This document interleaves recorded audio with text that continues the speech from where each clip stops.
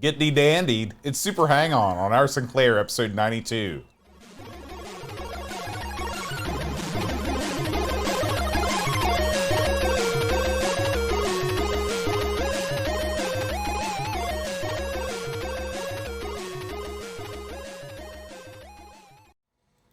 Hi everybody, welcome to our Sinclair. I'm John. And I'm Aaron. And today, Aaron, we're going to be talking about Super Hang-On. Yeah. You know, Aaron, when you walk into an arcade, Yeah.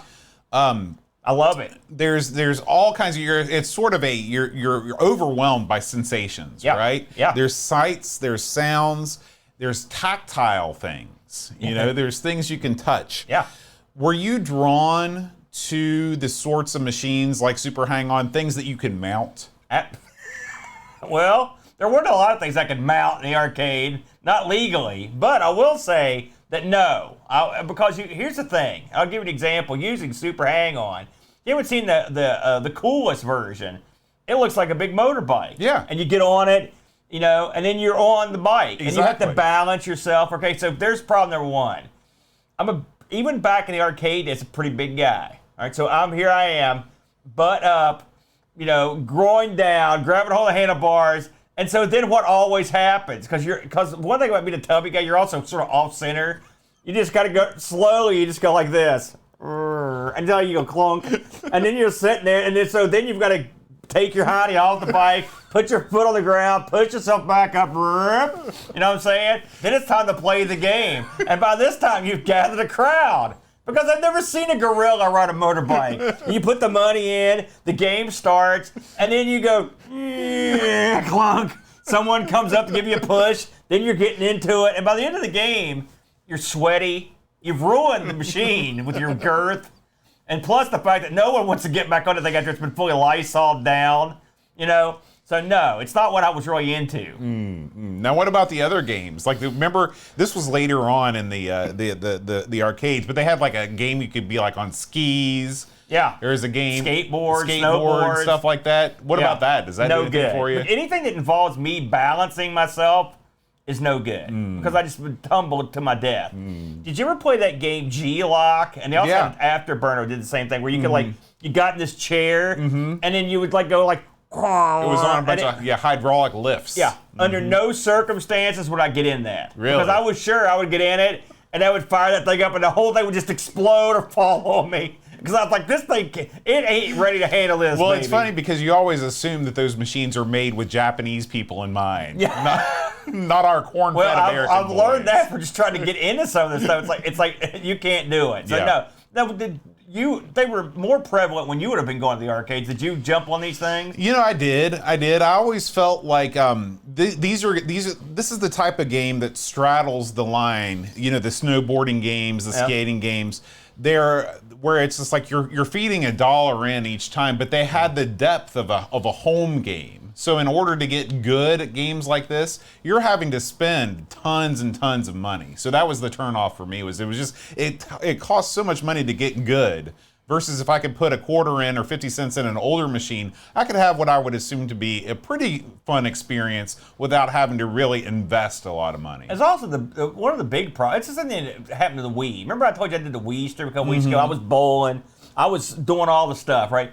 But your average schlub, which I am, they don't want to. I go to the arcade. I want to work out. Right. You don't see me over to Dance Dance Revolution getting funky. You know, you see me over to Sit Down the Chair Revolution. You know, sitting there like a bump because I'm a big fat bum, right? And so that's where you see me. I didn't go to the arcade to exercise. Right. That's indoors time, you know. Did they have, the same thing. What do you think about the concept of rolling, in an arcade, I'm talking about a commercial arcade, rolling the stool over to where the machine is and sitting down and playing? Is that I think that's dandy. You think that's okay? A faux pas? Are you kidding me? No. Every arcade, give you an example, Tony's Arcade right across from my house, right? He knew. He knew the score. There were stools strewn everywhere. Stools for pinball, stools for arcade machines, stools to beat the band. Nice metal stools. You know, plus ashtrays and a pop holder. What else do you need? I mean, you're sort of like watching a movie, except you're playing a game. That's what I like. I like that experience. Now, as I get a little older, I can sort of, like I said, I like the Wii stuff where you jump around like an idiot. You know, it's kind of fun. But I have to be in the right frame of mind. most of the time when you play, like you used to play Wii with Jamie, right? Right. And I'd be with the tennis. I'd be up. I'd be doing this shtick. And Jamie, because he was so good at the game, he would sit there like this. If you can't see me, I got my shoulders all plugged up. And he'd just take this controller up. And when he was playing this, he'd just go, I mean, the slightest move. And his guy would whack the ball because he'd memorized all the crap. And so I'd be over sweating my butt off, running into the wall, kicking people. And I'd look over at him. I just wanted to beat him with the controller. That took it right out of me, Boat. So yeah, there's something to be said for both sides of the coin. Yeah, and there's something to be said for Super Hang On, Aaron. Let's say it. Well, it's gonna say it very loudly and very painfully. Here we go.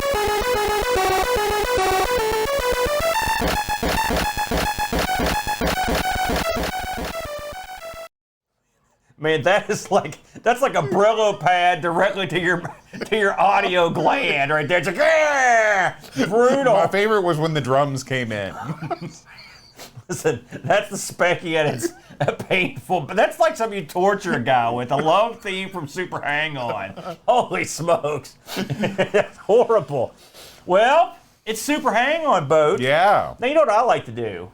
What do you like to do? I like to take a look at the game that the game is based on. Because without that game, the arcade version, we wouldn't even be here. We'd be back, we'd have it lunch right now, or dinner. So this was developed, you might be surprised to know this was developed in Japan, by Sega, Sega AM2. They made a few things, you know what I mean? And the designer, this you may have heard of him, his name, Yu Suzuki. I've heard of him. Yeah, he's all man. Of course, this was part of the Hang On series. It was Hang On, Super Hang On. Pretty obvious there. This has been ported to everything. I mean, I'm not going to go through all these, but it's everything you'd expect. Your Amstrad, your C64s, your Amigas, Atari STs. We covered this on the Amigos long ago, back in the day. And this has been a very popular release, popular in the arcade. Of course, we mentioned that this had a bike you could drive. You could also actually have just a set of handlebars. I've seen it that way too. That's usually the way you see it. These things went for no money back in the day. If you're buying arcade machines, they were giving them away, but they never worked is the problem. Because someone would take those handlebars and get pissed off and grab with a rope or something, just yank them off or crush them, or whatever. Did you play this in the arcade for real? When I played this in the arcade, I did play it on the sit-down machine. Yeah. This is one that you saw fairly often. Of course, you do often see the stand-up version. Yeah. But being able to lean was a big part of the experience. Yeah, I agree. When you play, this is a lot like, this reminds me of Paperboy without the handlebars. I mean, the tactile feel of the game is different when you're just using the leaning versus just using the handlebars. So it is what it is. But I thought the arcade game was nice. It looked nice. Sega had a good thing going with that system they had for these sorts of games. And of course, this may stun you, but it was actually a very, very, very popular game. It made a lot of the earner of the week, earner of the month, earner of the year, all that jive. It did quite well. It was a big winner for Sega. And so when that happens, you know it's going down. And so, sure enough, in 1987, this came to the beloved ZX Spectrum. Now, this one was published by Electric Dreams Software out of the UK.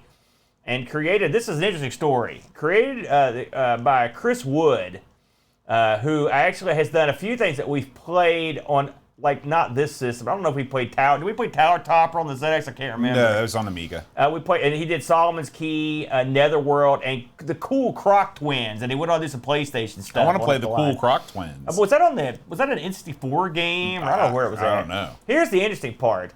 The other creator is credited as ZZKJ. You can see it in the credits when this game comes up. That is Zaria Johannes. Okay. Now, we've talked to him before too, but I want to get into him a little bit. He did Power Drift, Overlord. It did a lot of Amiga titles, Smash TV, Syndicate, Harley Davidson, before that. So the word on the street is, the coder ZZKJ, he did this version of Super Hang On. And so they were like, hey, and he did the Amstrad version too, apparently. So they said, you did good. We're going to have you do the ST version of this. Now, we haven't tried this on the ST yet. We're going to have to complete the set. Yes. Okay? So he did the ST version, and then no one told him to do it, but he was like, meh, I'll just knock off the Amiga version too. They didn't tell him.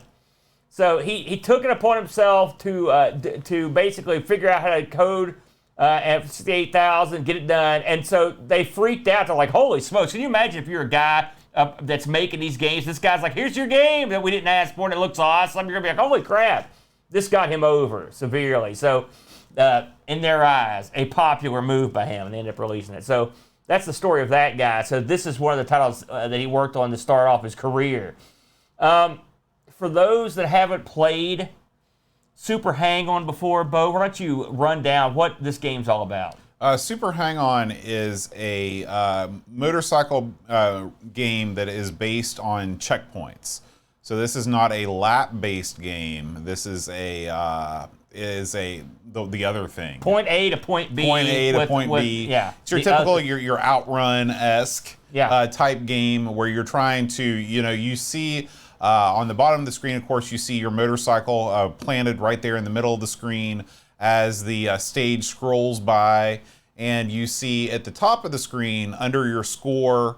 And the top score, you see what course you're in, you see your time, the speed that you're traveling, and the stage. You see there is a sort of a graph that shows you the start and the goal of each stage. And so your job is to make it to the next goal. Yeah. If you make it to the next goal, you move on to the next stage. If you don't, you go back to the start. Game's over. Yeah. Game's over, brother. Now, this game, of course, it's funny, the ZX Spectrum version is different than all the other versions of this because, and I read this a bunch of places out, it took me a while to wrap my head around it. So, in the arcade, when you play Super Hang-On, you get to pick from a number of tracks. They're scattered all over the world, okay? Now, and I played the ZX Spectrum version with a couple of different ROMs or whatever. And the first one I played, it always started in Africa, and then I could never get past Africa. So I could see that. So I had to go find one. So from what I read, if you had this game, you could basically load up whichever track you wanted on tape. Really? Right? Okay. And so you didn't necessarily have to beat the track. You could just go to the next track. Oh, that's handy. That's, as far as I can understand. Mm-hmm. So don't hold my feet to the fire on that. So, but you've got like tracks from all over the world. U.S., Africa, Europe, Russia, you get them all over the place. But, I mean, at the end of the day, there's some slight variations in the background, but for the most part, it's makes a huge difference. So, how do you play this game control-wise? This thing gives you the usual good control selections for the ZX, including keyboard, the two different sets of keyboard keys, plus you can use your Kempston, which I ended up using the joystick to play this one. I don't know how you played it. So, this game is one of the games where you have to hold forward to accelerate. Some people don't like that, Bo. Some people do. It's funny. I played this on the Mister, and I don't know why. Yeah. But my controls were already set for button to go. All right. Well, how did you turbo then? I didn't. Oh, well or maybe I turboed the whole time. You can't. So you probably didn't do too well. So here's the way the game works. Once you top out your speed, the speed of your speed number changes, and when the speed number changes, that's when you can kick in the turbo, brother. And then you can ride that turbo for as long as you maintain, as long as you don't hit anything. You can maintain the turbo. Okay. Without the turbo, you must have done horribly at this. I was not able to complete the first stage. Oh, yeah, that was. No. I came very, very close, but I wasn't able to. Bo mentioned that this is one long stage that is set up in checkpoints. We play games that have checkpoints every once in a while, and usually they're at first especially, they'll give you a checkpoint where it's not mega difficult. You don't have to get a perfect run to beat it. Super Hang-On hates you and everyone you've ever loved, and they have some tighter than Lotus 2, tight checkpoints. They're not, I mean, you have to have a real good run. If you're not using turbo, you'd have to have like a perfect run. Well, yeah, that's what I was thinking, because I mean, I had what I consider to be a perfect run, and I still cannot beat the first stage. Yeah. So what does this mean? Well, what it means is you have to pay close attention to your speed, and to get up to the speed where you can actually crank up the turbo, you have to go a good deal of the track without hitting anything. Now, if you haven't seen this game before, in your mind, just picture a track in the middle of the screen, you're behind the racer, and you can see, it's sort of like a pole position. You see the racers coming down the track, and your goal is to stay on the track. Now, as you move left and right on your stick, your racer, it doesn't just steer him all the way to the left or all the way to the right. He will go down in like little chunks of leaning. And the further down he goes, the more quickly he'll go to whatever side he's leaning towards. And this is where you get options at the beginning of the game on the sensitivity of your joystick. Yeah. You can choose low, medium, or high sensitivity. What did you have the most successful? Well, I tried them all, but for me, high sensitivity. To me, high sensitivity was the only way I could do anything. Yeah, high sensitivity, as far high as you can go. Yeah. And then once I did that, and I will say, listen, I'm going to full disclosure here. When they said, listen, you're playing Super Hang-On this week, I wasn't real excited because I already played this a couple times, not on here, but on other stuff. I'm not the biggest fan of the arcade version of this. And I thought to myself, how's this going to run on the ZX? All right, and when you load it up, it's got the colors, it's got some color, but it's just the usual stuff. The roads, the same color as the background, everything's weird colored. And I thought, well, this is going to be tough. But the funny thing about the Spectrum is, some of these games, if you do them right, they actually are good. In fact, they're better than a lot of. Like, I tried this with the C64. I like this is way better. The C64 is double butt. Yeah. I mean, it's no good. This felt like sort of like playing the arcade in a lot of ways. Listen, you're selling it short. This is a masterpiece of programming to be able to give you, because here's what they're after. They're after a feeling of, I just played this at the arcade. I'm going to go home and fire it up on my Spectrum. Yeah. Do I get the same sort of feeling? And the answer, in my opinion, is yes. You do get the same sort of feeling. Especially if you are in the situation where, say, the only time that you ever get to play this game is while you're on holiday at Blackpool. Yeah. And then you head home, a couple days later. The memory is still in your mind. You fire this up. This game moves. It moves. It moves fast. Yeah. Okay? It gives you the sense of elevation on the track. When you go down and up on the track, you get that sense. That's a hard thing to convey in a system as simple as the Spectrum is. Okay? Is the scenery repetitive? Yes. Are the other racers repetitive looking? Yes. But guess what? In the arcade machine, they're repetitive too. It's the same thing. This game really is when you talk about bringing a game like this home to the Spectrum, I don't see how they could have done it any better. You know what this reminded me of a little bit? If I could jump shows. Remember when we covered Speed Racer on the CoCo? Mm-hmm. Remember how it looked good? It had it wasn't the background sort of as detailed as this, but it just didn't run very fast. Mm-hmm. Like, if you could combine the actual look of the track in that with the speed of this, then you got something, brother. But with all that said, the Speccy has its limitations. We all know what they are. But I agree. This is, I think, a noble effort to put this game down. You gotta think what you're doing here. This is a real fast, smooth game in the arcade, and you're asking a lot of the Speccy, but I think it handles it pretty well. Now, with all that said, it's not perfect, and it has several flaws. One of the biggest flaws is, like we mentioned earlier, the checkpoint system is brutal. The arcade's pretty tough too, but this thing is super duper tough. Too tough. Right? So if you're going to make it this tough, give me some way to turn it down. Or, give me a little something so I can at least have a chance of getting to see some of these other tracks. Because getting to the second track, it took me a good while to get there, and I never got to the third track. The racers, this isn't the kind of racing game where you're in a place. Like, you're in third place, you're in second place. So basically, the racers just arbitrarily drive by. So it's not that kind of game. And again, the arcade game wasn't either, so I'm not going to fault it. But I've never been a big fan. It's, again, much like Pole Position, where they basically just have guys go by you without any sort of idea what's going on. But again, we're faulting the original arcade game. Right, so I can't fault that. And the control, once I tweaked it, now I will say I tried this with the keyboard and with the joystick I had at the house, okay? I was as successful with the keyboard as I was with the joystick. If I'm honest. Think this is a game that I love to play kick back on the recliner. Yeah. Doing that with a joystick. I played this game for a long time. Like I said, I literally could not figure out, because I was having these perfect runs, I didn't realize there was a turbo button. Well, I'll tell you, when I first started playing this, like I said, I wasn't fired up. But it is the one thing that drew me in, and this would especially work for you since you get to experience it. When you kick in that turbo, and you're going crazy fast. You go like an extra probably 70 miles an hour faster. It's ridiculous. And you're like, I got to keep this up. How far can I go? That's when the game to me, it lights up. How far can I keep going with my turbo down? Right. And that's what makes it fun. But you have to be nimble with your abilities to move around the track, because the racers don't come back and forth with any sort of pattern. They just are all over the place, and sometimes you just get a bad batch of guys. Generally there's a path forward, but also you're gonna have to slow down sometimes. This doesn't have hairpin turns or anything, so you don't have to be super conservative with your speed. And I didn't. Of course, it's not like I was the best on earth, so maybe later on you do. But for the most part, I could just play on. And now one thing I've learned about this game, it's not like if you go to the 5th track, the tracks are labeled on their difficulty when you pick them. So you'll know what you're picking when you pick the track that's hard.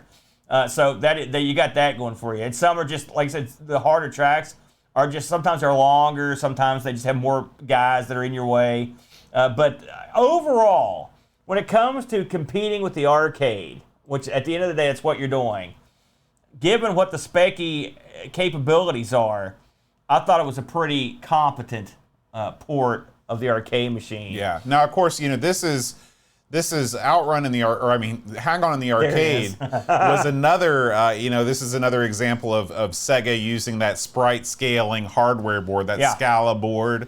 And if you haven't played this on the arcade, or if you haven't played the arcade version in a while, and you checked out the Spectrum version, go back to the arcade version and just remind yourself how awesome this game looked. I think this was released in the arcades in 84? I think it was 87. 87. This is a very, very good looking game for 87. Yeah. This is, it's incredible how good it looks. I think it looks better than Afterburner, to be honest with you. If you think about it, this came out almost immediately after the arcade game. So one would wonder how much time they even had to do this. But yeah, and the Speccy's a funny system too when it comes to these sorts of ports, because if someone told me, Aaron, you need to port this to the ZX, I'd be like, that's impossible. I wouldn't even try it. Right. Or what you do is you do it like the top down, a different perspective. Yeah. And so this is one thing from doing this show that we've learned is that the Speccy, for whatever reason, if they got the right guy doing it, they can pull off these car racing games and do a pretty decent job of it. I looked up a few reviews on this boat to see how we did. Crash gave this an 85%. Your Sinclair gave this an 80. Ace gave this a 75. So not too bad. Somewhere in the ballpark of your 80, low 80s. We'll call this a low B. I think that's fair. What did the Discord community have to say, Boat? Jazz Dog writes, a few small trifles keep the ZX's port of Super Hang-On from being a classic. The graphics, the sound, the controls, and the smoothness of play. Of these, the control and the smoothness of play are the vital ingredients of an arcade racer. Plenty of great racing games exist without great sound and graphics, like the Atari 2600 Pole Position, but at the heart of any competent racer is the feeling of speed and movement. More so in this case as the object being controlled as a motorcycle. You want to feel the wind in your face, see the landscape rushing past you as you nail the throttle, feel the bike jump like a wild hare to your control, and pick the bugs from your teeth. Oh, man. Here, the control scheme is annoying. Having to hold forward while trying to turn, and overly complicated, having to watch your speed to know when the additional boost is available. You slowly trundle back and forth across the track like a wild turtle, not a wild hare. Your time targets required to extend your run are exceedingly tight, making any impertinence from the control scheme all the more frustrating. Overall, an unsuccessful port of this venerable series, which would have been better enjoyed on a number of other platforms. 3, I don't have the patience for this out of 10. Jazz Dog did not like it. Really, I thought the feeling of speed wasn't bad. I thought the feeling of speed was great. Was great. You got to look at the system and something. Yeah. You've got to look at it. I agree. Chris Folds writes, a game past my Speccy years, so a first look. For the platform, the graphics are decent and moves well and plays a decent facsimile of the arcade title. If I got it budget or part of a compilation, I would have been happy with this. Sure, it's miles off arcade perfect, but as an 11-year-old kid, it's close enough. 7 out of 10. Will Brooker writes, Super Hang-On is a game I never encountered before now, so I came to it cold and I've been very pleasantly surprised. Compared with the arcade original, of course, it's massively scaled down. The classic late 80s graphics of the arcade, with a clean palette of primaries for the motorcyclist and a gorgeous range of pastels for tracks around the world, have been reduced to the Spectrum's bright simplicity, and the music, which on the original rivaled Outrun for retro cool, has been replaced by functional whirring and clicking, on the 48K version I played at least. So really the meaningful comparisons are to the other first-person Spectrum bike racers, including Mervyn Escort's Full Throttle from '84, which was his follow-up to Death Chase, Activision's Enduro Racer from '86, and the 2019 homebrew motorbike game from Zosia, Just a Gal. In this landscape, Super Hang-On holds up very well indeed. It has more color than most Spectrum race games, which are largely restrict themselves to plain black bikes. Your avatar is neatly colored, nodding to the arcade original while avoiding all clash, and the excellent front end allows you to adjust the palette further. Animation is smooth and fluid. Unlike Enduro Racer, you can focus on the drive rather than the logs and obstacles. Contact with your competitors slows you down instead of crashing you, and collision detection is generous, only throwing you off the bike when you hit an object off the side of the road. So the game becomes a test of maintaining speed while controlling the vehicle around bends, and trying to reach the 280 kilometers per hour that enables you to engage your turbo boost, then keeping that fired up for as long as you safely can. It's a great, simple dynamic, balancing between caution and acceleration to beat the timer, and because that works so effectively, everything else falls into place. When you're focusing on the road and the curves, you don't need more than what the Spectrum gives you. Everything else falls away. You aren't just looking at detail on roadside objects or wishing the backgrounds were more vivid. You just concentrate on the color of the track, the rise and fall of the hills, and the amount of straightaway you have ahead of you. This is all you need, a sense of road and a sense of speed. If you're noticing the graphics while you're playing, you're not playing it right. Super Hang-On shows what the Spectrum does best. When the game itself is right, you don't need fancy graphics and sound, just playability. Wow, who wrote that? That was Will Brooker. Man, Will that was like a full-on review right there. Jed Byrne writes, Super Hang-On is technically impressive as I remember. The presentation is first class, with the splashes of color standing out against the monochrome and the dithering of the sky surprisingly effective. Only the dreadful music lets down the presentation. Gameplay is off to a strong start with a good sensation of speed and a well thought out control system. However, it soon wanes due to a lack of progression. There is no position in the race, just the same bikes on repeat. There is no way of knowing how close you are to the next checkpoint, and when checkpoints are passed, nothing happens apart from the timer extending. The desire to keep going to see later levels is gone because they can be loaded from the tape at any time. A 128K version with good music and proper progression through the levels is sorely missing. It's interesting, Jed doesn't like the ability to load levels at will. I love that. Also, there is a way to know when the next checkpoint is. It's written right there on the screen. True. Pajako6502 writes, the Speccy was always going to struggle with a high-paced racing game like Super Hang-On. The developers managed to pull off a good port, no doubt in record time, for very little money. Initially, I liked the game, but a few things started to get in the way of my enjoyment after a time. There seemed to be a lot more bikes than the arcade, and coupled with the imperfect sprite collision, bikes jumping around like popcorn make passing them all hard to get the super hang of. Haha. Oh, God. The turbo seems to take much longer to become available than the arcade, and constantly being jostled by other racers after a collision means getting any speed in the game can seem like a chore. Now, I will say that the Speccy version just beats the C64 version by a country mile, and it's for its time a commendable effort in bringing the arcade home, but it just doesn't quite reach the checkpoint for me. 7 out of 10. Mr. Dave 6309 writes, having owned a sport bike, I can say the controls feel kind of the same for touring. It's a good looking game, or for turning. It's a good looking game. I like that the rider has some colors. Kind of lame just printing game over when you run out of time.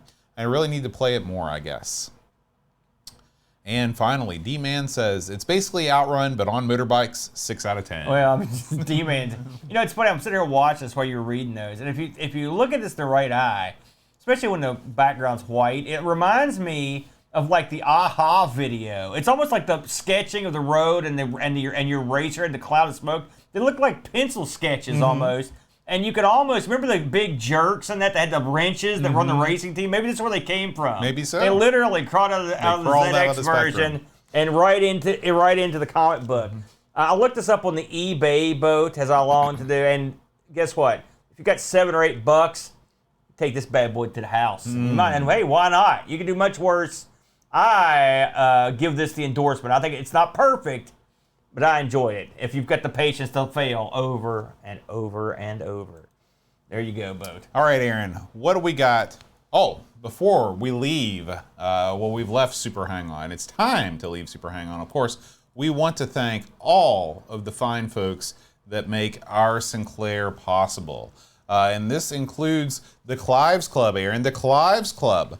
You know, Clives Club is the group that selects these games for us every week. They are members of our Patreon community. We want to give big props to Wonderly Chesum, Mr. Rocket, Mitsuyama, Richard Goulstone, Paul, Bossman Harrington, Mick Chesers, Jed Byrne, Justin Tinpot Gamer, Orc Meal, and Paul, a.k.a. Hermsky. Thank you, my friends. Yeah, we appreciate thank you, big Clives time. Club. We love you.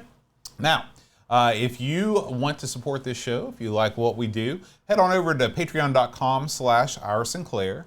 We do have a goal up there. If we can get to $200 a month in Patreon support, Our Sinclair will go from a monthly show to a weekly show. We can do it. Look at all these tapes I got hanging back here. We got plenty of games to talk about. I got a batch there. I got a box over there. I got tapes for days, brother. And that leads us to our Sinclair supporter roll call. Thank you to Chris Munch, Pajako6502, Will Brooker, Stephen Wilcott, Chartel, Nathan Mills, Doug Berry, Dave Terrace, Andrew Waite, Eric Nelson, Captain Crispy, Laurent Giroux, Mark Downey, Peter Mulholland, Mark Durham, and Pixels at Dawn. Thank you so much, fellers. If you like our format and want to hear more, feel free to check out our other shows, Amigos, Everything Amiga, the CoCo Show, Gaming on the Tandy Color Computer, and ARG Presents, where Aaron and the Brent spin the wheel and make the deal.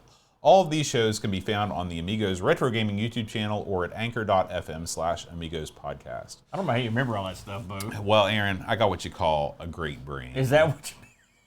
It's where I recall all my wrestling But facts how do you explain the previous bit with the collar?